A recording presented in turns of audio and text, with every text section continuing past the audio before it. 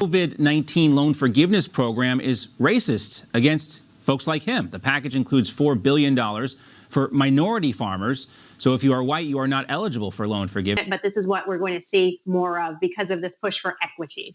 Yeah, equity commissions, socially disadvantaged, Erin. There's a lot of code words in here, but really it's just about giving one race preference over the other. A lot of platitudes, but in no world is it equitable for this farmer who has a severe disability to wear the black eye for our government sins of 20 or 30 years ago. Martin Luther King's "We Had a Dream" speech, or I Had a Dream speech, and judging people on the content of their character is completely out the window. Right now, if you are Caucasian, which is the wrong color, and you're a good person, it doesn't matter. But if you are a person with a criminal history and has acted poorly and treats police officers poorly, just your skin, you are revered, you are praised, you are loved, you are almost a deity. We have to stop with the color of anyone's skin. Everyone should strive to be the best versions of themselves. And our government should not go back to the racist sins of our past with a COVID section, by the way, if you're vaccinated or not. We're doing things like that right now. And where is the society going if we are just taking all of these steps back based upon very specific identity politics? It is so dangerous for the future of America. Yeah, so much of this is based on emotion and not actual data and fact-based decision-making. Again, another example of this right here. Also, guys, yesterday, I know this was disconcerting for a lot of us here. The White House issued a proclamation for the National Day of Prayer, but they never mentioned God, Stacey. How do you have a National Day of Prayer without God? So blessed is the nation whose God is the Lord. You hear the term a secular liberal nation, but that's how you get there, right? And this is the difference, I think, one of the fundamental difference between Republicans and Democrats today is Republicans fundamentally believe that the power is given to them from God or a higher power, and then that power flows through the people to the government. Erin, when it comes to Democrats, it's the other way around, that the power comes from the government and flows to the people. You know, I think this is far simpler than we're even addressing, and that the Democrats are pushing further and further into socialism. Yeah. The thing that you see when socialism becomes a part of a society is they tear down churches. Because if you have God in your life, you believe in that higher power, and you live for something bigger than yourself. Without religion, that government is replaced in your heart and in your soul and in your mind.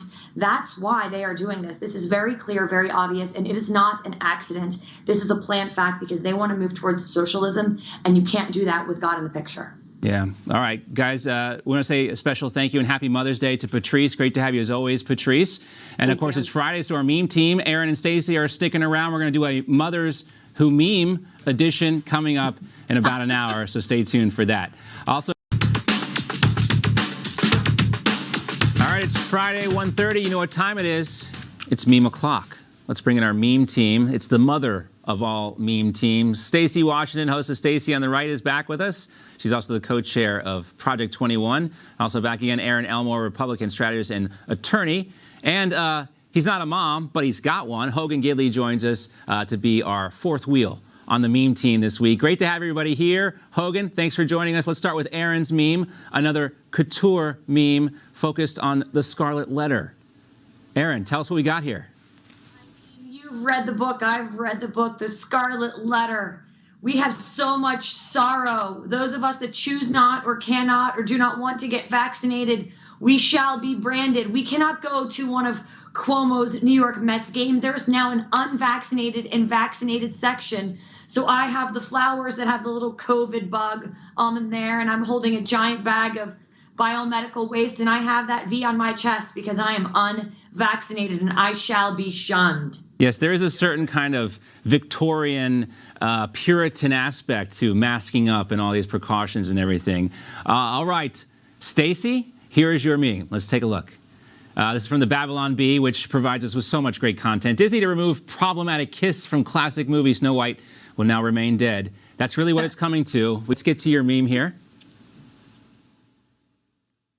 Who's going to flatten these curves? Yeah, great point. Especially when, Hogan, we're looking at the unemployment report today.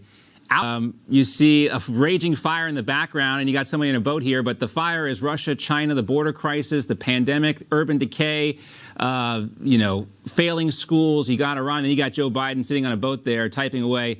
Joe Biden banning menthol cigs and flavored blunts. And it really comes down to priorities. All right, so Something else we got to talk about, too. I always joke around with Erin about doing a segment called Bros on Clothes. Hogan, you're always well-dressed, so we want to talk about it. Greg Kelly making some news in this picture with his Balmain pants.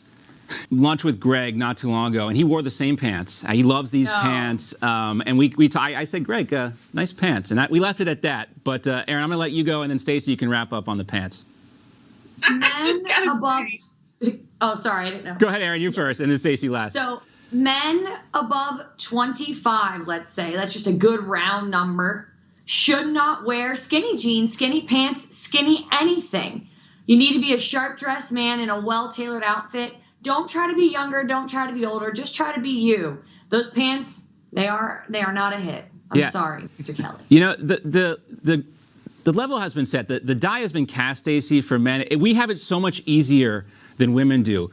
Gary Cooper, Jimmy Stewart, Paul Newman. You can go back. Sammy Davis Jr. There are many people that dress. If you look at the pictures, the way they dressed in the 1960s, you could wear that same thing today and look like a sharp-dressed man. Permanent fashion is something. And it's important now, I think, especially for men, when we talk about toxic masculinity, because the clothes sometimes do make the man. I mean, okay. I'm going to take serious issue with that. We're going to have by to launch. The way, I think you we're two going to ladies launch. look amazing. I think so we're you going to clearly get it. We're going to launch the Bros on Clothes podcast. Hogan and I. We'll get Greg on. We'll have we'll have an intervention with him. I love Greg, but those pants, wow. You paid too much for those pants. You overpaid. All right, guys. He paid for them? We are out of time. Erin, Stacey, Hogan, thanks so much, guys. And sorry, Greg, we didn't mean to roll you that much. Happy Mother's Day to Erin and Stacey as well. All right, and if you're into memes, we've got 4 folks you might want to follow this Friday. McMurphy Memes. You can find them at McMurphy_Pat. Also, Dr. Richard Harambe, big fan of his work. Ebeth at Ebeth360. And Croque Monsieur.